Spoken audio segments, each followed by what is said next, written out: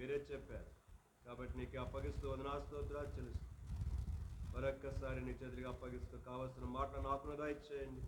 నా ప్రభును నా రక్షకుడునైన యేసుక్రీస్తు ప్రభు వారి యొక్క శక్తిగలను ఔన్నత్య నామమున వందనములు చెల్లించి ప్రార్థిస్తున్నాను తండ్రి, ఆమేన్.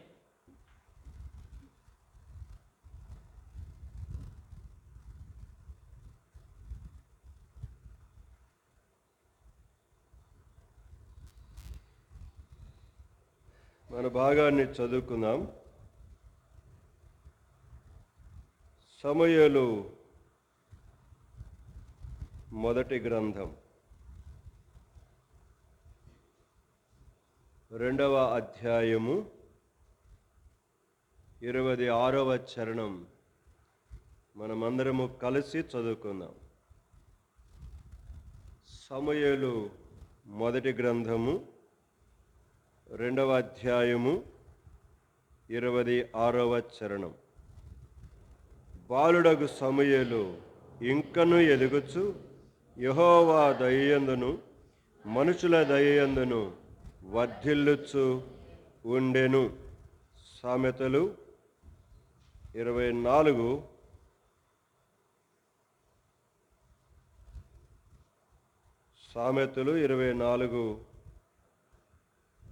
30, 31, 32 కలిసి చదువుకుందాం. సామెతలు 24, 30 నుంచి 32. సోమరి వాని చేను నేను దాటిరాగా, తెలివిలేని వాని ద్రాక్ష తోట నేను దాటిరాగా, ఇదిగో దాని అంతటా ముండ తొప్పలు బలిసి ఉండెను, దూలగుండ్లు దాని కప్పి ఉండెను, దాని రాతి గోడ పడి ఉండెను. నేను దాన్ని చూచి యోచన చేసుకుంటుని, దాన్ని కనిపెట్టి బుద్ధి తెచ్చుకుంటుని. దేవుడు మరొక్కసారి ఈ పరిశుద్ధ లేఖన భాగములను మన కొరకాయి దీవించునుగాక. ఈ యవనస్తుల కూడి కొరకు మనం ఈ భాగాన్ని కొంతకాలం నుంచి ధ్యానం చేస్తున్నాం. బాలుడైన సమూయేలు మనుషుల దయలో దేవుని దయలో వర్ధిల్లుచూ ఉన్నాడు. ఎలాగా అని ప్రశ్న వేసుకొని ఆ ప్రశ్నకు సమాధానమే సామెతలు 24, 30 నుండి 32 చూసుకుంటూ వచ్చాం. ప్రాముఖ్యంగా చివరి వచనం, దానిని చూచి దానిని కనిపెట్టి. యోచన చేసుకున్నాడు, బుద్ధి తెచ్చుకున్నాడు. ఒక వ్యక్తి తన జీవితంలో మనుషుల దయలో దేవుని దయలో వర్ధిల్లాలనంటే చూచి విని చదివి యోచించాలి. రెండవది బుద్ధి తెచ్చుకోవాలి. మన జీవితాన్ని ఎలాగ కట్టుకోవాలో, ఏది తినాలో ఏది తినకూడదో, ఏది వినాలో ఏది వినకూడదో, ఎక్కడ కూర్చోవాలో ఎక్కడ కూర్చోకూడదో, ఎక్కడికి వెళ్ళాలో ఎక్కడికి వెళ్ళకూడదో బుద్ధి తెచ్చుకొని నడుచుకుంటూ ఉన్నప్పుడు మన జీవితం దేవుడు కోరుకున్న ఆ అద్భుతమైన యొక్క విధానంలోనికి నడుచుకుంటుంది. చిన్న కుమారుడు బుద్ధి వచ్చినప్పుడు అని రాయబడుతుంది. లోకాసువార్త 15వ అధ్యాయం. మీరేం తీయాల్సిన పని లేదు. అంటే ఇంతకుముందు తాను ప్రవర్తించిన ప్రవర్తన బుద్ధి లేకుండా ప్రవర్తించాడని అర్థమవుతుంది. వాడికి బుద్ధి వచ్చినప్పుడు, నిజం, ఊహ వచ్చిన దగ్గర నుంచి ప్రతి మనుషుడు చనిపోయే వరకు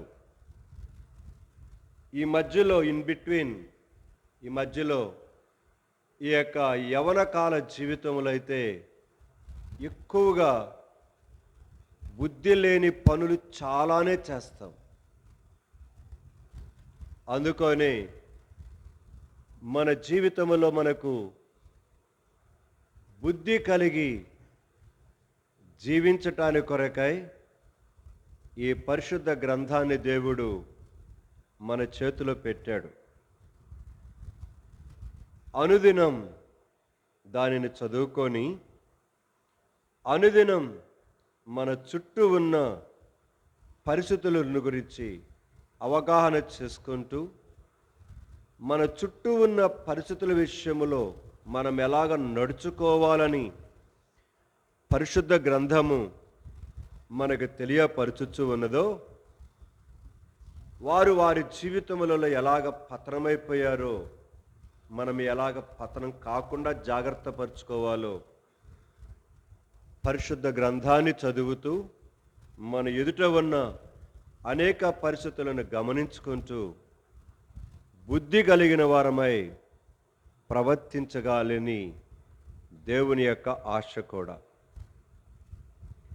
ఎందుకంటే పరిశుద్ధ గ్రంథములో, సామెతల గ్రంథములో బుద్ధి లేనోడా, జ్ఞానము లేనోడా అని సంబోధిస్తాడు. అంటే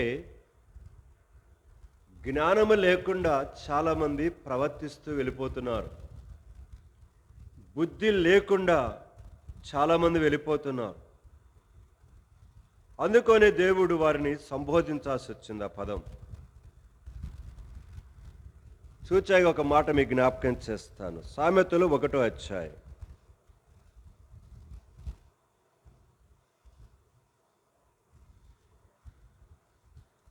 సామెతలు 1వ అధ్యాయం.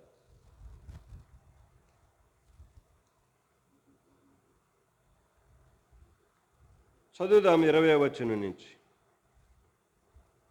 జ్ఞానము వీధులలో కేకలు వేయుచున్నది, సంత వీధులలో బిగ్గరగా పలుకుచున్నది, గొప్ప సందడి గల స్థలములలో ప్రకటన చేయుచున్నది. పురద్వారములలోను పట్టణములలోను జ్ఞానము ప్రచురించుచు తెలియచేయుచున్నది. ఎట్లనగా, జ్ఞానము లేని వారలారా, మీరెన్నాళ్ళు జ్ఞానము లేనివారుగా ఉండగోరుదురు? అపహాసకులారా, మీరెన్నాళ్ళు అపహాస్యము చేయుచు ఆనందింతురు? బుద్ధిహీనులారా, మీరెన్నాళ్ళు జ్ఞానమును అసహ్యించుకుందురు? చూసారా ఆ పదాలు 22వ వచనములో. జ్ఞానము లేని వారలారా, అపహాసకులారా, బుద్ధిహీనులారా.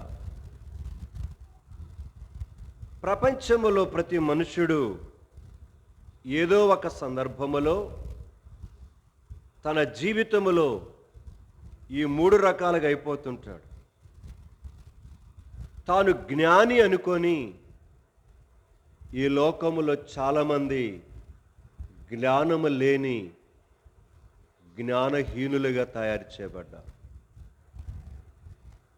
రోమీ రాసిన పత్రిక 1వ అధ్యాయం.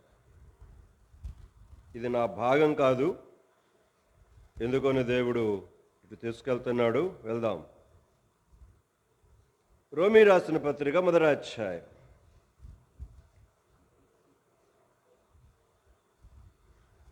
చదువుదాం వచనం 22, 23 చదువుదాం. వారి అవివేక హృదయము అంధకారమాయమయను, తాము జ్ఞానులమని చెప్పుకొనుచు బుద్ధిహీనులైరి. వారు అక్షయుడగు దేవుని మహిమను క్షయమగు మనుషుల యొక్కయు, పక్షుల యొక్కయు, చతుష్పాద జంతువుల యొక్కయు, పురుగుల యొక్కయు ప్రతిమా స్వరూపములుగా. చూసారా పదాలు? వారి అవివేక హృదయము అంధకారమైపోయింది, తాము జ్ఞానులమని చెప్పుకొనుచు బుద్ధిహీనులుగా ఉన్నారు. ఈరోజు చాలామంది యేసుక్రీస్తు ప్రభుని నిజ రక్షకుడిగా అంగీకరించలేకపోవటానికి కారణం కూడా అదే. అదే సమయంలో బైబిల్ పట్టుకొని చాలామంది మందిరానికి వస్తారు, యేసు ప్రభు నమ్ముకున్నామంటారే కానీ వారి జీవితములలో కూడా చాలామంది జ్ఞానము లేని వారిగానే ప్రవర్తిస్తూ బుద్ధిహీనులైపోతున్నారు. కారణం, వారి అవివేక హృదయము అంధకారమైపోతుంది. తాము వెలుగులో నడుచుకొనుచున్నామని చెప్పుకొనుచు చీకటిలో నడుస్తున్నారు చాలామంది. తాము జ్ఞానులమని చెప్పుకొనుచు అజ్ఞానులుగా ప్రవర్తిస్తున్నారు. తాము బుద్ధిమలుగా వారమని చెప్పుకుంటూ బుద్ధిహీనులైపోతున్నారు. అందుకొని అన్నాడు ఆ మాట, జ్ఞానము లేని వారులారా, అపహాసకులారా, బుద్ధిహీనులారా. దేవుడు పలికే ఏ మాటైనా వాస్తవం, అది సత్యం. దానిలో ఎట్టి పరిస్థితుల్లో అబద్ధం ఉండదు. ఎందుకంటే ఆయన దగ్గర అసత్యమునకు చోటు లేదు, ఆయన దగ్గర అబద్ధమునకు చోటు లేదు, ఆయన దగ్గర మోసమునకు చోటు లేదు. ఆయన అబద్ధమాడుటకు మానవ మాత్రుడు కాదు. చూడండి, సమూయేలు మొదటి గ్రంథం, సమూయేలు మొదటి గ్రంథం 15వ అధ్యాయం 29వ వచనం చదువుదాం. మొదటి సమూయేలు 15:29. మరియు ఇజ్రాయిలునకు ఆధారమైన వాడు నరుడు కాడు, ఆయన అబద్ధమాడడు, పశ్చాత్తాప. ఆయన నరుడు కాడు. మనుషుడు అబద్ధమాడతాడు, మోసం చేస్తాడు, జ్ఞానము లేనివాడిగా ప్రవర్తిస్తాడు, అపహాసకుడిగా ప్రవర్తిస్తాడు, బుద్ధి లేనివాడిగా ప్రవర్తిస్తాడు. తాను అన్నీ తెలుసు అని తన జీవితాన్ని తనకు తానే మోసం చేసుకుంటూ తన జీవితాన్ని పతనం చేసుకుంటాడు. అదే కదా చిన్న కుమారుడు చేసింది లోకాసువార్త 15వ అధ్యాయంలో. తనకి అన్నీ తెలుసు అనుకున్నాడు. తనకి రావాల్సిన ఆస్తిని తండ్రి దగ్గర అడిగాడు, పొందుకున్నాడు. దానంతటా సమకూర్చుకున్నాడు. కొన్ని దినాల మట్టుకు దూర దేశం వెళ్ళిపోయాడు. తనకు కావలసినట్లుగా నడుచుకున్నాడు. చివరికి తనను అందరూ వదిలిపెట్టి వెళ్ళిపోయారు. కరువు వచ్చింది, తినటానికి తిండి లేని పరిస్థితి. ఎతుక్కుంటూ ఉంటే ఒక పందుల మేనేజర్ కనబడ్డాడు. ఆ పందుల దగ్గరికి వెళ్ళి ఆ పొట్టు తిందామని కూడా చూశాడు, కానీ అది కూడా దొరకలేదు. అప్పుడు బుద్ధి వచ్చి అని రాయబడింది ఆ పదం. ఇక్కడ కూర్చుని యవనస్తులారా మీకు ఒకటే చెప్తున్నాను, దేవుడిని విడిచి, దేవుని యొక్క సన్మార్గమును విడిచి మీరు ఎంత దూరమైనా వెళ్ళండి, ఎక్కడికైనా వెళ్ళండి, అది మిమ్మలను నెమ్మది కలిగిన, ప్రశాంతత కలిగిన, సమాధానము కలిగినట్టు యొక్క వాతావరణములోనికి మిమ్మల్ని ఎన్నడూ కూడా తీసుకుని వెళ్ళదు. అది మీ అంతములో మిమ్మలను ఆ చిన్న కుమారుడికి వలె విచారగ్రస్తునిగా, కృంగిపోయేవాడినిగా, దుఃఖముతో, వేదనతో, కన్నీళ్ల పర్యంతరమయ్యేవాడినిగా చేస్తుంది. ఈనాటి యువతరము కూడా అదే పరిస్థితిలో ఉన్నది. మాకంతా తెలుసు అనుకుంటున్నారు. అమ్మ నాన్న మాట వింటలేదు, టీచర్స్ మాట వింటలేదు, లెక్చర్స్ మాట వింటలేదు, అన్నిటికంటే ముఖ్యముగా దేవుడి మాట కానీ దైవజనుల మాట వింటలేదు. వెళుతున్నారు. చిన్నతనములోనే రోగాలు తెచ్చుకుంటున్నారు. చిన్నతనములోనే అనేక రకరకాల సమస్యలు తెచ్చుకొని తల్లిదండ్రులకు తలనొప్పిగా తయారవుతూ చివరికి యవనస్తులలో ప్రశాంతత లేక తమను తాముగా చంపుకోవటానికి కొరకై సాహసిస్తూ ఈ దినాలలో ఎంతోమంది వెళ్ళిపోతూ తమ జీవితాలు ముగించుకుంటున్నారు. బాలుడైన సమూయేలు మనుషుల దయలో, దేవుని దయలో వర్ధిల్లుతూ ఉన్నాడు. ఎలాగంటే అతడు అనేక విషయాలు గమనిస్తున్నాడు, చూస్తున్నాడు, కనిపెడుతున్నాడు. యోచన చేసి ఆలోచించి ఎలాగ నడుచుకోవాలో బుద్ధి కలిగి నడుచుకోవటానికి కొరకే అతడు ఏం చేస్తున్నాడు? ప్రయత్నం చేస్తున్నాడు. కానీ నాడు మనుషుడు బుద్ధిని విడిచిపెట్టేసేసాడు. దేవుడిచ్చు జ్ఞానమును విడిచిపెట్టేసేసాడు. హోషేయ గ్రంథం ఒక మాట గుర్తుకొస్తుంది. హోషేయ గ్రంథం, హోషేయ గ్రంథం అంటే దానియేలు గ్రంథం తర్వాత ఉంటుంది. యెహెజ్కేలు, దానియేలు, హోషేయ.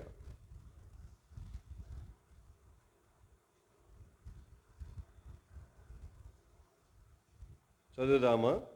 4వ అధ్యాయం, 4వ అధ్యాయము 14వ వచనమును, లేకపోతే మొదటగా 6వ వచనం చదువుదాం. ప్రారంభ లైను 4వ అధ్యాయం 6వ లైను మొదటి లైన్. నా జనులు జ్ఞానము లేని వారై నశించుచు ఉన్నారు. 14వ వచనం చివరి భాగం చదువుదాం. వివేచన లేని జనము నిర్మూలము. చాలా క్లియర్గా చెప్పాడు. నా జనులు జ్ఞానము లేని వారై నశించిపోతున్నారు. వివేచన లేని జనము నిర్మూలమగును. ఈ రాత్రి యవనస్తులారా, దేవుడి రాత్రి నీతో మాట్లాడటానికి కొరకు ఇష్టపడుతున్నాడు. ఎంతకాలం జీవిత యాత్రలో వెళ్ళిపోతావు? యవన కాలం అలాగనే ఉంటుంది. ఎవరి మాటకు లోబడదు. ఏంటి నాకు అడ్డు చెప్పేది మీరు అని అమ్మను, నాన్నను, సేవకులను, దేవుడిని, దేవుని యొక్క వాక్యమును మొత్తాన్ని ప్రక్కన పెట్టేస్తారు.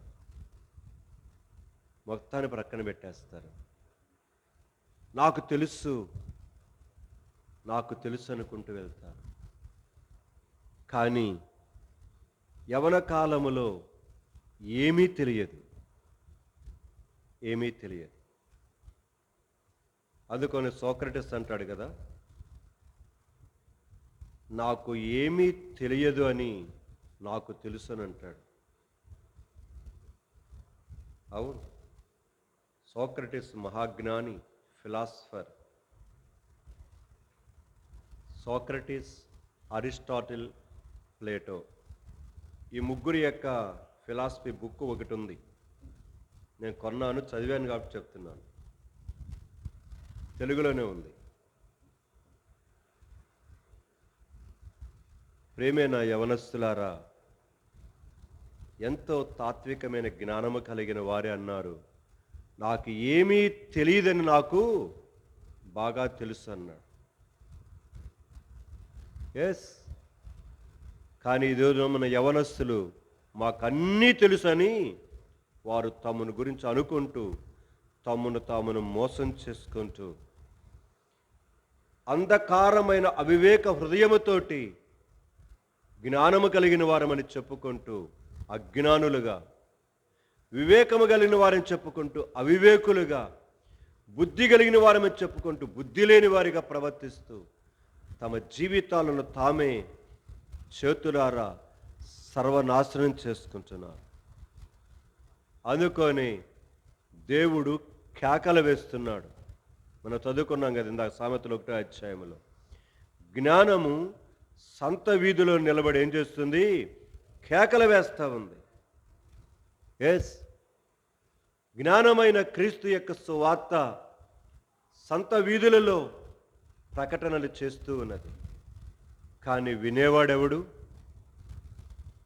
ఆ జ్ఞానవంతుడైన దేవుని యొక్క మాటలు వినేవాడెవడు? లేడు. విందురని నేను ఎవరితో చెప్పేది? ఆలకిస్తారని నేను ఎవరితో చెప్పేదని దేవుడి దుఃఖపడుతూ ఇర్మియాతో మాట్లాడిస్తాడు. ఎస్, వినటానికి మనుషులకు ఇష్టము లేదు. ఇర్మియా గ్రంథం ఒక్క మాట చదువుదాం. ఇర్మియా గ్రంథం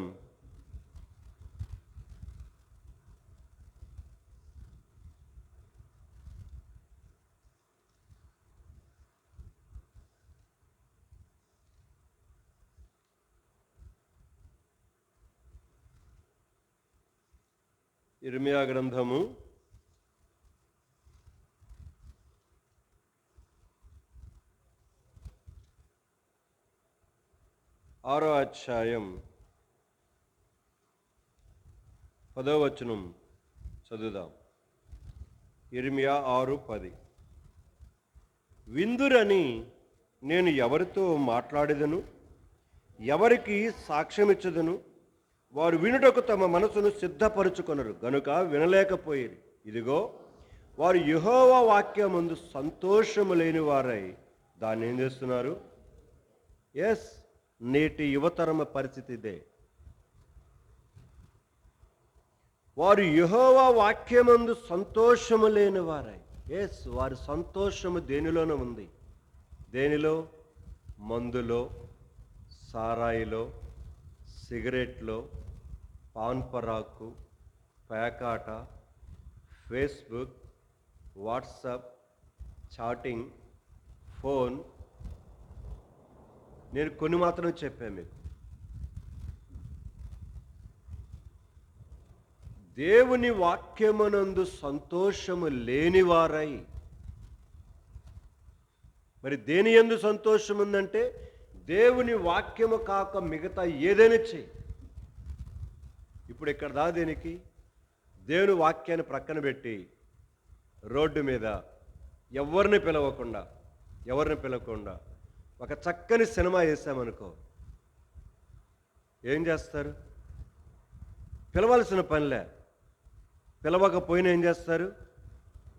మొత్తం తండోపతండాలుగా వస్తారు.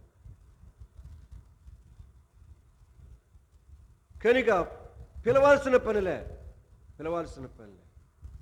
వచ్చి కూర్చుంటారు, వింటారు, చూస్తారు. కారణం, దాని యందు వారికున్న సంతోషం అలాంటిది.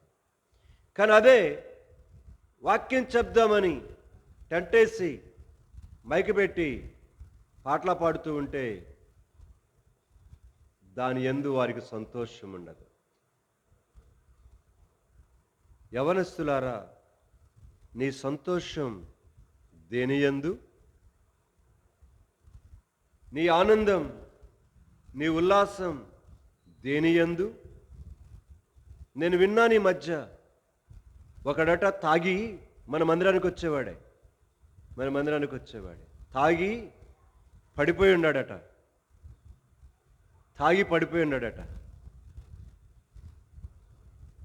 నాకు తెలిసిన తర్వాత మన మందిరానికి వచ్చే తల్లిదండ్రులు లేక పిల్లలే.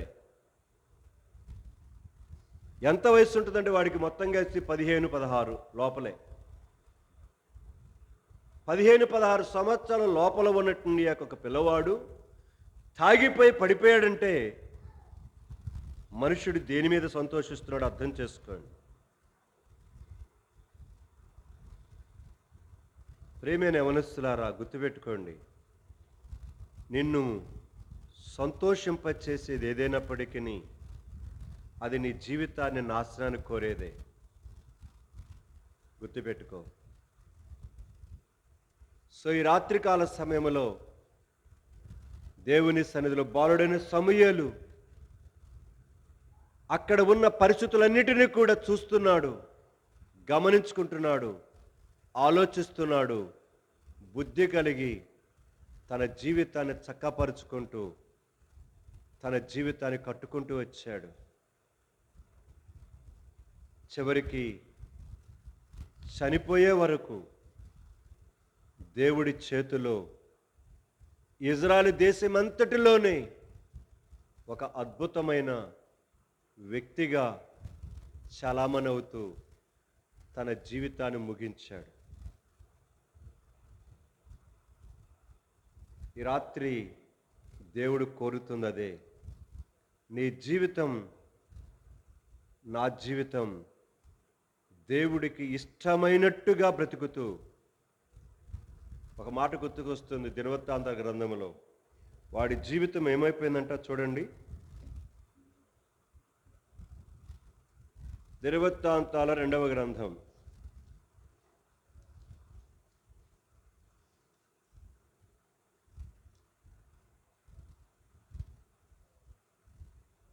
21వ అధ్యాయం. దినవృత్తాంతాల 2వ గ్రంథము 21వ అధ్యాయము 18, 19, 20 చదువుకుందాం. ఇదంతయు అయిన తరువాత యెహోవా కుదరచాలని వ్యాధి చేత అతనిని ఉదరమును మొత్తినందున 2 సంవత్సరములు వ్యాధి బలమగుచూ వచ్చి ఆ వ్యాధి చేత అతని పేగులు పడిపోయి బహువేదన నొందుచు అతను మరణమాయను. అతని జనులు అతని పితరులకు చేసిన ఉత్తరక్రియలు అతనికి చేయలేదు. అతడు ఏలరారంభించినప్పుడు 32 ఏండ్ల వాడు. యెరూషలేములో 87 సంవత్సరాలు ఏలి ఎవరికిని ఇష్టము లేనివాడై అతడు చనిపోయెను. రాజుల సమాధులలో కాక దావీదు పురమందు వేరొక చోట జనులు అతనిని చూసారా. పదాలు 20వ వచనములో ఎవరికిని ఇష్టము లేనివాడై.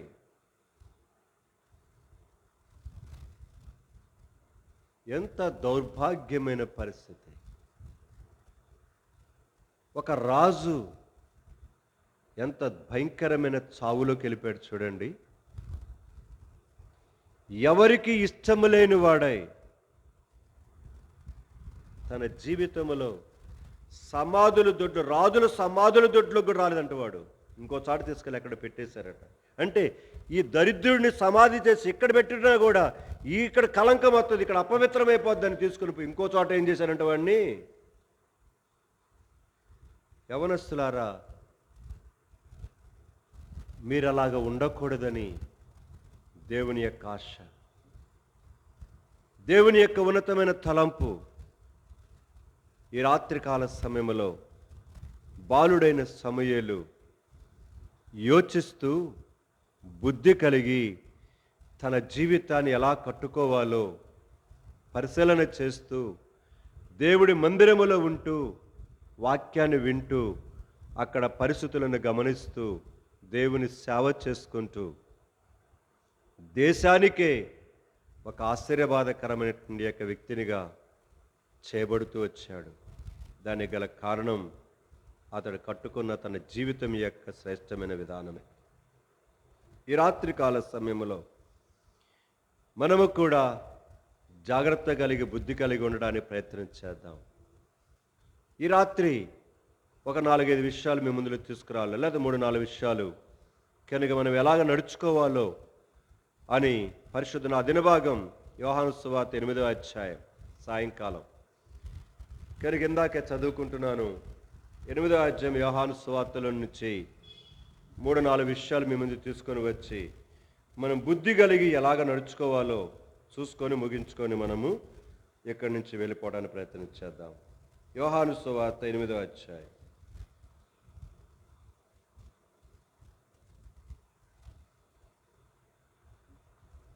చదువుదాం.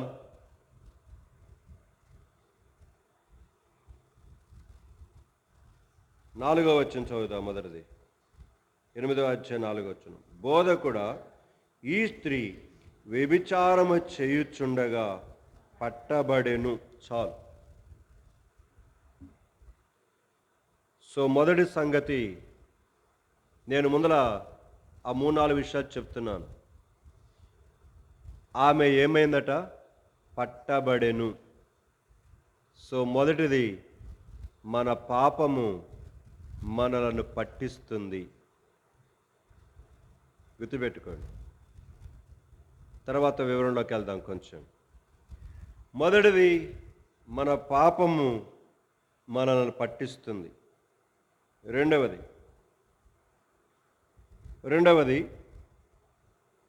34వ వచనం. 34. అందుకు యేసు, పాపము చేయువాడు ప్రతివాడును పాపమునకు దాసుడు. చాలు. ఈరోజు మనం బుద్ధి తెచ్చుకొని జీవించవలసిన రెండో విషయం, పాపము చేసేవాడు పాపానికి దాసుడైపోతాడు, దానికి బానిసైపోతాడు. దాసుడైన మాట కంటే బానిసైపోతాడని చెప్పచ్చు. రెండో మాట ఇది. మూడవ మాట అక్కడే 32వ వచనం. అప్పుడు సత్యము మిమ్మును స్వతంత్రులుగా చేయును. సో పాపము చేసేవాడిని పాపం పట్టుకుంటుంది. పాపం చేసేవాడు పాపమునకు బానిసైపోతాడు. అయితే సత్యమైన క్రీస్తు యేసు దగ్గరికి వస్తే ఆ సత్యం మనలను ఆ పాపపు యొక్క బానిసత్వము నుంచి, పాపము చేత పట్టబడిన ఆ భయంకరమైన పరిస్థితుల నుంచి మనలను మూడవదిగా స్వతంత్రులుగా చేస్తుంది, స్వాతంత్రము కలిగిన వారిగా చేస్తుంది. ఇది మూడవది. 4వ చదువుకొని ముగించుకోవడానికి ప్రయత్నం చేద్దాం.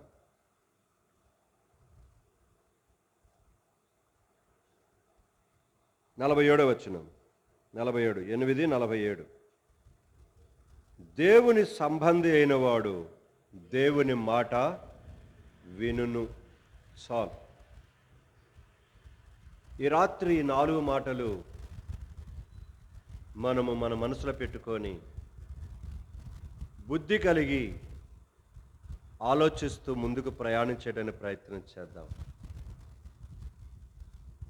ఈ 4 విషయాలలో మనం ఎక్కడున్నాం? జాగ్రత్త యవనస్తుడా, పాపము చేస్తూ ఉన్న నీవు పాపానికి బానిసమైపోతావు.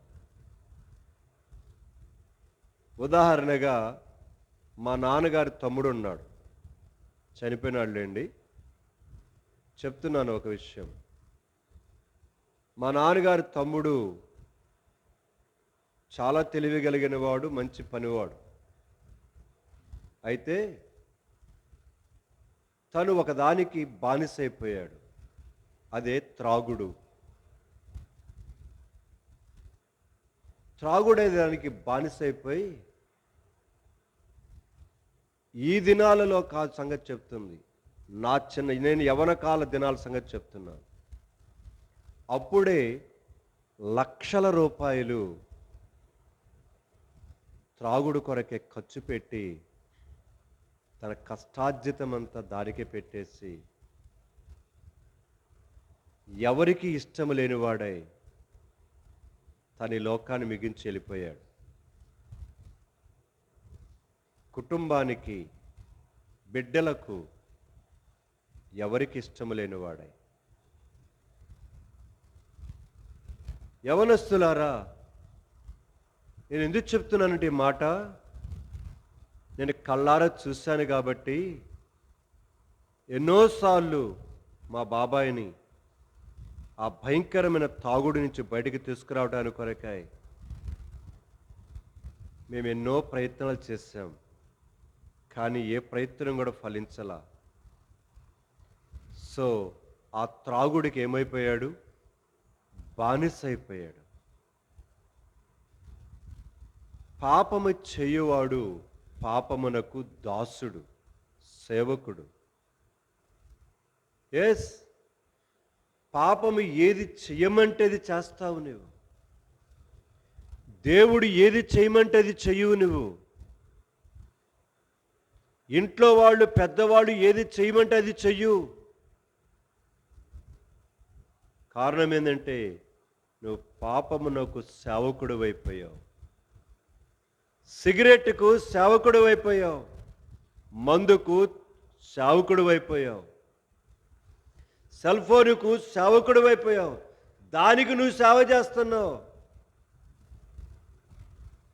ఎంతమంది యవనస్తులు లేరు ఈరోజు రాత్రి, రేపు రాత్రికి దాదాపుగా 10 గంటల తర్వాత జాగలమూడి పల్లిలో జస్ట్ బయట తిరగనట్ల 10 తర్వాత 12 గంటల దాకా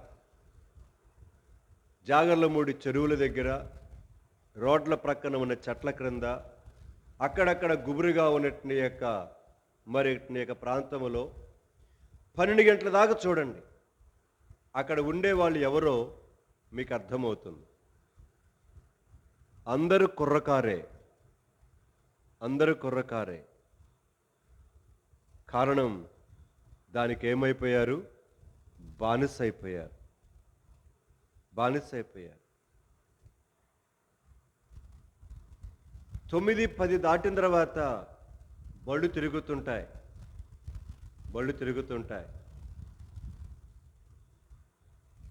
ఏం పని ఆ సమయంలో? ఏం పని అంటే సీసాల పని ఉంటుంది. అది చెప్తేనే మీకు, మన మందిరం యొక్క సహోదరుడే, మేము కూడిక ముగించుకొని వస్తున్నాం పల్లెలో నుంచి. 10:30 టైము. 10:30కు తండ్రి ఎదురుపడ్డాడు. ఏమయ్యా, ఎక్కడి నుంచి పోయేస్తున్నావు అని అడిగాను. కొడుకును వెతుక్కుంటానికి పోయాను బ్రదర్ అన్నాడు. ఏంటి చెప్పాలా? కొడుకును వెతకటానికి పోయాను అన్నాడు. ఎన్ని గంటలకి? 10:30కి. అంటే కొడుకు ఇంకా ఇంటికి రాలా.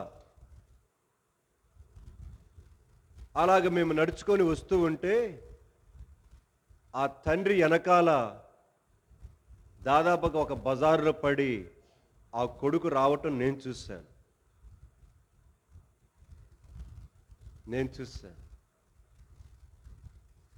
అంటే దాదాపుగా తండ్రి రాకపోతే 12 గంటల దాకా అక్కడే గడిపేవాడు. మన మందిరం యవనస్తుల పిల్లల సంగతి చెప్తుంది నేను. ఎవరో ఒక సంగతి చెప్పట్లే, బయట సంగతులు, ఇక్కడ సంగతులు చెప్తుంది నేను పేర్లు చెప్పట్లేదు మీకు. 10:30 గంటలకు 11 గంటలకు తండ్రి ఎదుక్కుంటున్నాడు, నా కొడుకు ఎక్కడున్నాడని. చూడండి ఎలాంటి పరిస్థితుల్లో ఉందో జాగర్లమూడి పల్లిలో. వారి సంతోషమంతా దేనియందు? వారు అనుకుంటున్న ఆ సంతోషములోనే వారు సంతోషిస్తుంటున్నారు. సో పాపము చెయ్యువాడు పాపమునకు దాసుడు, సేవకుడు, బానిస. ఈరోజు ఎంతమంది యవనస్తులు బానిసలైపోయారు. ఆ బానిసత్వము నుంచి బయటికి రాలేకపోతున్నారు పిల్లలు. రాలేరు. చాలా కష్టం. ఎందుకంటే నా తండ్రి సంగతి కూడా తెలుసు. నేను చెప్తాను మీకు. మా నాన్న మిలిటరీలో పనిచేసేవాడు. బయటకు వచ్చిన తర్వాత బాపట్ల క్యాంటీన్లో వాళ్ళకి బాటిల్స్ ఇస్తారు. కరెక్ట్, నీకు తప్పనిసరిగా తీసుకుని వెళ్ళాలి. మా నాన్నగారియే కాకుండా మిగతా వాళ్ళు కూడా తెచ్చుకొని తాగేవాడు మా నాన్నగారు తాగేవాడు. నా చిన్నతన బాల్య దినాల సంగతి చెప్తున్నాను. అలాంటి పరిస్థితులలో నా తల్లి దేవుడిని నమ్ముకుంది. మొట్టమొదటిగా విగ్రహారాధన పరిస్థితుల్లో నుంచి బయటకు వచ్చి, కనుక నా తల్లి యేసుప్రభు నమ్ముకుంది. ఒక నరకం చూసేవాడిని నేను. ఒక నరకం, మా నాన్న తాగి రావటం, అలా పరిస్థితులు. అయితే నా తండ్రిని కూడా దేవుడు చూశాడు, శిక్షించాడు. అలాగ 1-2 సార్లు శిక్షించేసరికి తన జీవితంలో మార్పు వచ్చింది. ఆ తర్వాత మా తల్లి రక్షించబడిన కొంతకాలానికి తాను కూడా యేసుప్రభు నమ్ముకొని బాప్తిసం తీసుకున్నాడు. నా ఇంటిలోనే నేను చూశాను. అది భయంకరమైన సేవ చేపిస్తుంది. నీ చేత సేవ చేపిస్తుంది. అది నీ మాట వినదు, నీవు దాని మాట వినాల్సిందే. ఈరోజు జరుగుతుంది అదే పిల్లల బస్తుల మధ్యలో. సో యవనస్తులారా, అది సిగరెట్ అయినా, అది పాన్ పరాక్ అయినా అలవాటు చేసుకున్నప్పుడు సరదాగా ఉంటుంది. ఆ సరదా కాస్త ఒళ్ళు తీస్తుంది. కాబట్టి యవనస్తులు ఈరోజు పచ్చిగా తాగి రోడ్డు మీద పడిపోతున్నారంటే ఏ స్థితిలో ఉన్నదో ఈనాటి యువతరం ఒక్కసారి అర్థం చేసుకోవచ్చు. పాపము చెయ్యువాడు పాపమునకు దాసుడు. ఎంతకాలం ఆ పాపపు యొక్క బానిసత్వ బతుకులో నువ్వు బ్రతుకుతావు? కాబట్టి బుద్ధి తెచ్చుకో, యోచన చేయి. అది నీకేమీ ఆరోగ్యాన్ని ఇచ్చేది కాదు, అది నీకేమి క్షేమాన్నిచ్చేది కాదు, అది నీకేమి ప్రశాంతతనిచ్చేది కాదు. అది నీ జీవితాన్ని సర్వనాశనం చేసేది, నీ భవిష్యత్తును సర్వనాశనం చేసేది, నీ శరీరపు యొక్క ఆరోగ్యమును సర్వనాశనము చేసేది. నిన్ను సర్వనాశనమే చేస్తూ ఉన్న ఆ యొక్క పాపపు యొక్క దాసత్వములో, బానిసత్వములో, సేవలో అక్కడ ఆనందించడానికి ఇష్టపడుతున్నావే కానీ అక్కడి నుంచి బయటికి రావటానికి ఇష్టపడలేకపోతున్నావు. అయినా దేవుడు తరుణం ఇస్తున్నాడు. దేవుడు మరొక అవకాశాన్ని ఇచ్చాడు. ఈ రాత్రికాల సమయంలో నీ భవిష్యత్తును నీ చేతులారా నిప్పు పెట్టుకోవద్దు, తగలబెట్టుకోవద్దు. ఇప్పటికే నీ జీవితంలో ఆరని అగ్ని రగులు కొందు గుర్తుపెట్టుకో. నీవు కానీ దాని నుంచి బయటికి రాలేకపోతే అది పూర్తిగా నిన్ను తగలబెట్టిన దాకా నిన్నేం చేయదు, అది వదిలిపెట్టదు. పాపపు యొక్క బానిసత్వపు యొక్క బ్రతుకు, దానికి ఉదాహరణ మా బాబాయ్ అని చెప్పాను మీకు. నేను వేల రూపాయలు, లక్షల రూపాయలు ఖర్చు పెట్టి దానిలోనే తన జీవితాన్ని, తను ఒక్కడే తాగడు, తను ఒక్కడ తాగితే కనుక అంత డబ్బు వచ్చేది కాదు, తనతో పాటు ఒక ముఠా తీసుకుని వెళ్తాడు. ఎందుకంటే పనాడు, డబ్బులు బాగా సంపాదించేవాడు ఉచితంగా పోయిస్తానంటే ఎవడు రాకుండా ఉంటాడు? బ్రహ్మాండం. అలాగా తన జీవితం సర్వనాశనమైపోయి నిత్య పాతాళములో ఈరోజు ఏడుస్తుంటాడు. ఇక్కడ కూర్చున్న యవనస్తులారా, నీవు దేనికి బానిస అయ్యావో నాకు తెలియదు. సిగరెట్కో, కొంతమందికి ఆడవాళ్ళకి లెగిస్తే అలంకరణకు బానిసలైపోతున్నారు. ఏం మామూలుగా జడేసుకుంటే కుదరదా నీకు? చూస్తున్నాను నేను కొంతమందిని, మామూలుగా జడేసుకుంటే అది జడ కాదా? యవనస్తులారా, వద్దు. దేవుడిచ్చిన అందము చాలు. దానికి ఇంకా ఏదో నువ్వు దానికి కల్పించి చేయటానికి ప్రయత్నం చేయబాకండి. కొంతమందికి కరెక్ట్, నీకు ఆడపిల్లలకు ఆ రంగులంటే ఎంత ఇష్టమో, కాస్మోటిక్స్కి ఆడపిల్లలు ఎంత ఖర్చు పెడుతుంటారో నేను ఎరుగుదును. ఎందుకంటే సేవలో ఒక సహోదరి తాను చెప్తూ, ఇప్పుడు యేసుప్రభు నమ్ముకుందులేండి, నెలకు కాస్మోటిక్స్కే 5,000 ఖర్చు పెడుతుంది ఆమె. ఎంత? 5,000. ఇప్పుడు సంగతిగా నేను చెప్తుంది, దాదాపుగా 13 సంవత్సరాల కింద సంగతి చెప్తున్నాను నేను. 13-14 సంవత్సరాల కింద సంగతి. అప్పట్లోనే 5,000 రూపాయలు ఖర్చు పెట్టేది కాస్మెటిక్స్. ఈరోజు యవనస్తులైన పిల్లలు, ఆడపిల్లలు కూడా కాస్మెటిక్స్ మీద చాలా చాలా మోజు పెడుకుంటున్నారు. వద్దు. వాటి ద్వారా మీకు స్కిన్ డిసీజెస్ వస్తాయి, గుర్తుపెట్టుకోండి. మీ జీవితం పాడైపోతుంది. ఉన్న దానిలో సింపుల్గా, సాధ్యమైనంత వరకు సాధారణముగా అలంకరించుకొని ముందుకెళ్ళటానికి కొరగా ఎక్కడికైనా వెళ్ళి నువ్వు సాధువైనట్టు మృదువైనట్టునైనా అలంకారము మీకు అలంకారముగా ఉండాలని అంటాడు. ఇప్పుడు అవన్నీ సమయం కాదు చూపించడానికి. మీకు ఎవరు తక్కువ ఏమి లేదు, అబ్బాయిలు తక్కువ ఏమి లేదు, ఆడపిల్లలు తక్కువ ఏమి లేదు. తర్వాత డ్రెస్సులు కూడా విపరీతమైన డ్రెస్సులు కొంటున్నారు ఆడపిల్లలు.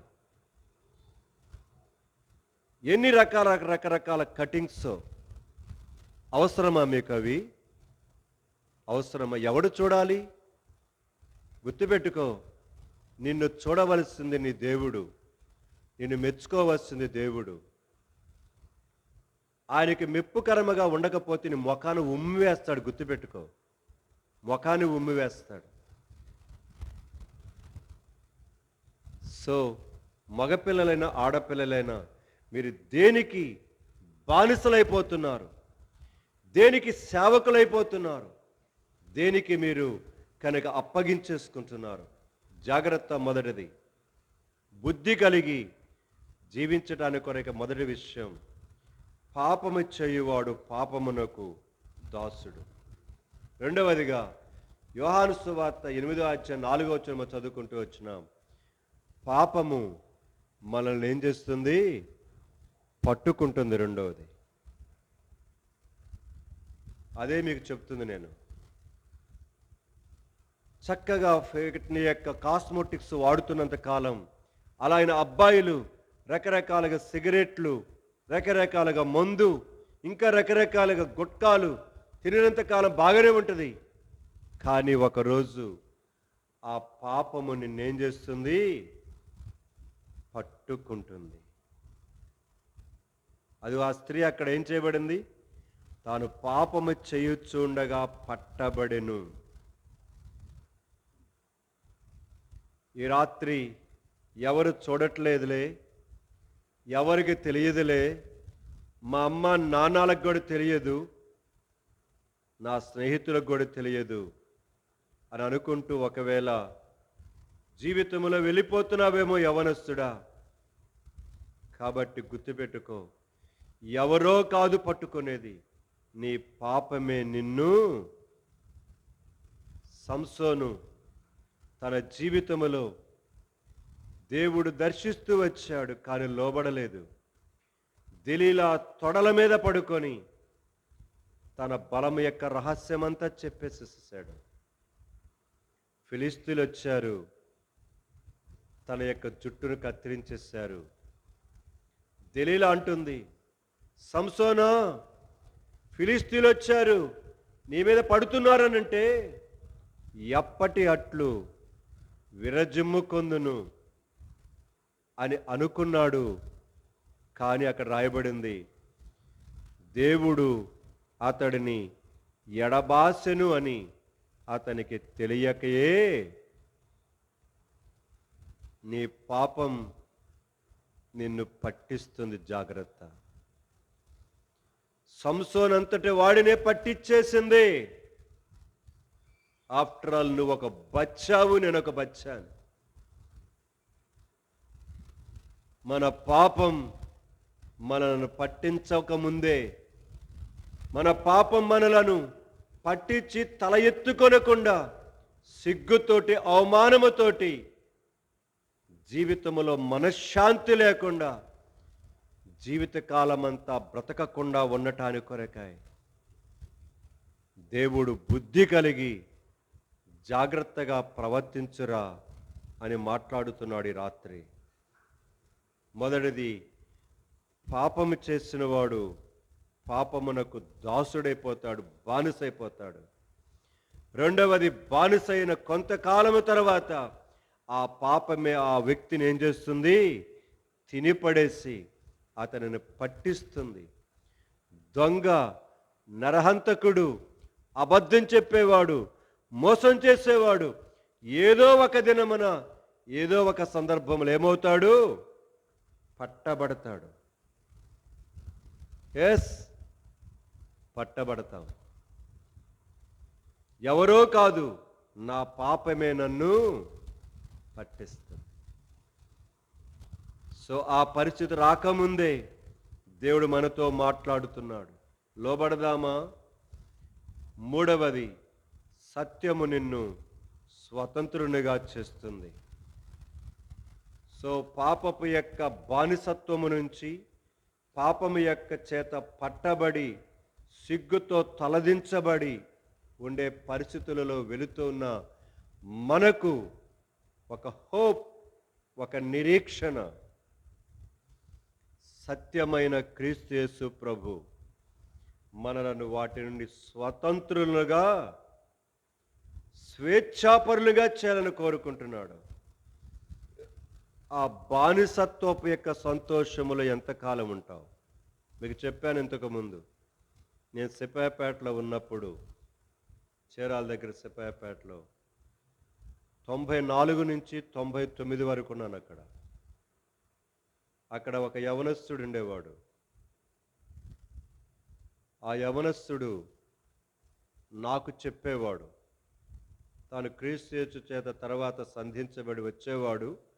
నేను ఇక్కడికి వచ్చిన తర్వాత తాను మళ్ళీ బ్లాక్ స్లైడ్ అయిపోయి దారి తప్పి చనిపోయాడు. అతడు కుంగ్ఫు, కరాటే, ఇంకా ఇంకోటి ఏదో ఉంది, 3 నేర్చుకున్నాడు. ఒక్కడే 7గురిని కొట్టగలడు అతని మీదకి వస్తే.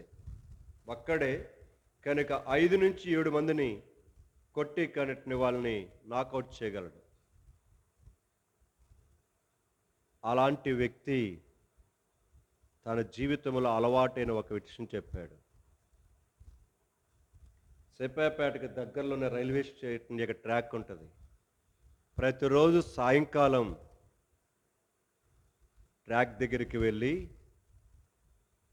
కొనుక్కొచ్చుకున్న జేబులో ఉన్న పొడి ఆ ఖాళీ సిగరెట్లోనికి చొప్పించి తాగేవాడట. అతడు చెప్పిన మాట నేను చెప్తుంది మీకు. అది తాగుతూ ఉంటే ఆకాశ వీధులలో తిరిగేట్టుగా ఉండేదట. అయితే దాని ప్రభావం అయిపోయిన తర్వాత కాళ్ళు చేతులు గుంజుకుంటూ ఉండేవట. మరలా ఎప్పుడు తాగుదామని దాని విషయంలో ఏం చేసేదట, మళ్ళీ మనసు అనిపించేదట. అలాగా తన జీవితాన్ని దానికి బానిస చేసుకున్నాడు. ఎస్, ఈరోజు జాగర్ల మూడిలో కూడా కొంతమంది పిల్లలు వాటి వైపు వెళ్తున్నారు అనుకుంటున్నాను నేను. ఎందుకంటే నేను వచ్చిన కొత్తలో ఈ గ్రామంలో దొరికేవి, ఇప్పుడు కూడా దొరుకుతున్నాయని విన్నాను చాలా కాలం కిందట. నేను ఆ పేర్లేని చెప్పట్లేదు మీకు. నేను ప్రేమైన వలరా దానికి బానిసలైపోయి అవి లేకుండా ఉండలేక వారి బలహీనులైపోయి శక్తిహీనులైపోతున్నారు ఈరోజు. సో ఈ పరిస్థితుల నుంచి క్రీస్తు యేసు ప్రభు వారు నిన్ను స్వతంత్రుడినిగా చేయాలని కోరుకుంటున్నాడు. లోబడతావా తమ్ముడా? లోబడతావా చెల్లెమా? సో అతడు బుద్ధి తెచ్చుకొనెను, కనిపెట్టి బుద్ధి తెచ్చుకొనెను, కనుక దానిని చూచి యోచన చేసుకొనెను. బాలుడైన సమూయేలు అలాగే జీవించాడు. ఈ రాత్రి నీవు నేను కూడా అలాగే జీవించాలని దేవుడు కోరుకుంటున్నాడు. 4వది, మనం ఎప్పుడైతే ఆయన యొక్క రాయబడిన మాట ప్రకారం 8వ అధ్యాయం ఏం చదువుకున్నాం? ఆయన దేవుని సంబంధి అయిన వాడు దేవుని మాట. సో నువ్వు ఎప్పుడైతే స్వతంత్రుడిగా చేయబడతావో దేవుని బిడ్డగా చేయబడతావు. దేవుని బిడ్డగా చేయబడితే నీవు ఆయన మాట వింటావు. ఆయన మాట వింటే నీకు నిత్యమైన నరకము తప్పించబడి పరలోక రాజ్యములో ప్రవేశిస్తావు. ఏది కావాలో బుద్ధి తెచ్చుకొని వాక్యపైక వెలుగులో నడుచుకుంటావో, బుద్ధిహీనుడివై అవివేకపు యొక్క అంధకార హృదయముతో అలాగనే వెళ్ళిపోతావో, అమ్మాయిగా కానీ అబ్బాయిగా కానీ ఎవరైనా సరే ఇంకా రక్షణ మారు మనసు లేకపోతే ఈ 4 విషయాలు ఈ రాత్రి నిన్ను దర్శిస్తూ ఉండగా లోబడి దేవుని కొరకే నీ యవ్వనకాల జీవితాన్ని సమర్పించుకో. భవిష్యత్తు దేవుడు తీర్చిదిద్దుతాడు. మీరు అనుకున్నంత భవిష్యత్తు లేదు, అది కూడా చెప్తున్నాను. ఏ క్షణమైనా క్రీస్తు యేసు ప్రభు రెండవ రాకడలో మొదటి భాగం జరగవచ్చు. క్రీస్తు ప్రభు యొక్క వధువు సంఘం రక్షించబడి బాప్తిసం తీసుకొని దేవునిలో జాగ్రత్తగా తమ జీవితాలను కట్టుకున్నవారు క్షణములో కనబడకుండా అదృశ్యము కాబోయే రోజు దగ్గరకు వచ్చింది. నీవు ఆ దినమున అదృశ్యమై మధ్యాకాశమునకు కొనిపడే స్థితిలో ఉంటే ధన్యుడవు ధనురాలవు. విడిచిపెట్టబడితే ఎంత భయంకరమైన శిక్షలు ఉన్నాయో అది నువ్వు ఊహించుకోవడానికి తలంచటానికి కూడా కష్టమే. అట్టి పరిస్థితులలో వెళ్ళక మునిపే దేవుడు అవకాశం ఇచ్చిన దీనిని ఉపయోగించుకొని జీవితాన్ని క్రమపరచుకోవడానికి కొరకాయి ఆ కలువరి శిలువ దేవుని ప్రేమ నీతో మాట్లాడుతుండగా లోబడదాం, విధేయత చూపిద్దాం. భవిష్యత్తును ఆయన తీర్చిదిద్దటానికి ఆయనకు అవకాశం ఇద్దాం. దేవుడి కొద్ది మాటలను మన కొరకై దీవించి ఆశీర్వదించునుగాక. ప్రార్థన చేసుకుందాం. ప్రేమ కలిగిన నా తండ్రి, నా నమ్మకమైన దేవా, నీకే స్తోత్రాలు. మీరిచ్చిన